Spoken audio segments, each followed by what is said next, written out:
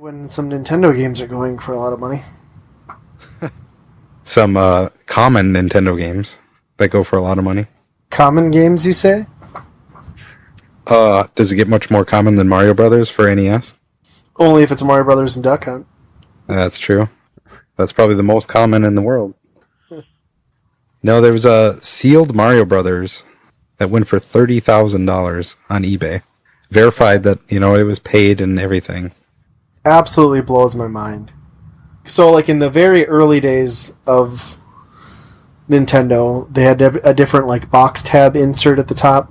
So it was, like, just when they were regionally released. And this one apparently had that. So it makes it the hardest box variant to get. But still, are you kidding me with this? I mean, Stadium Events is, like, near this. Right. And I mean, it's in mint condition, but still, like, it's Mario Brothers, Right. At the end of the day. Well, I've heard so many people talk about, like, oh, this is, like, museum quality. Like, are you kidding me, though? $30,000 and someone's going to put this in a museum? Or a collection? And I mean, come on. Like, I don't care if it's gold-plated. That's insane. I don't know. I just have a hard feeling with it because it's... How do you spend that amount of money without knowing that there's not more like that, Right.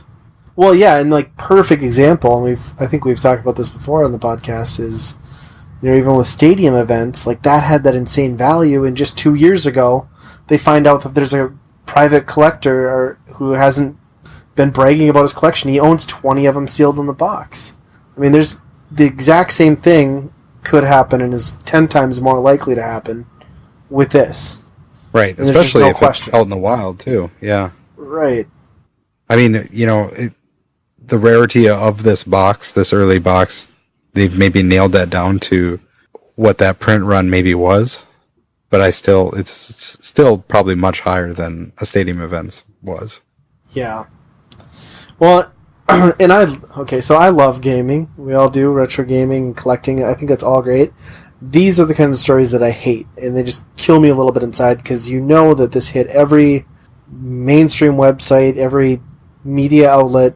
So now every jackass with an Atari or a Nintendo or any of this crap in their garage is going to think, oh, this is a Nintendo game, and it's Mario, and it's got a box. It's worth $10,000. You know what?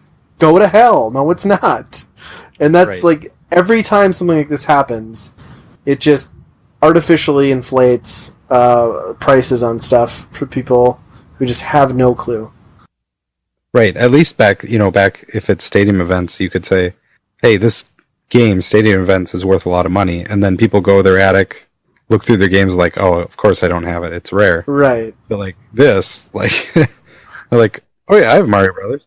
Right. I'm going to go to a garage sale in a week, and someone's going to have this loose cart, and they're going to want like $50 for it. I'm like, oh, I saw it was worth $30,000.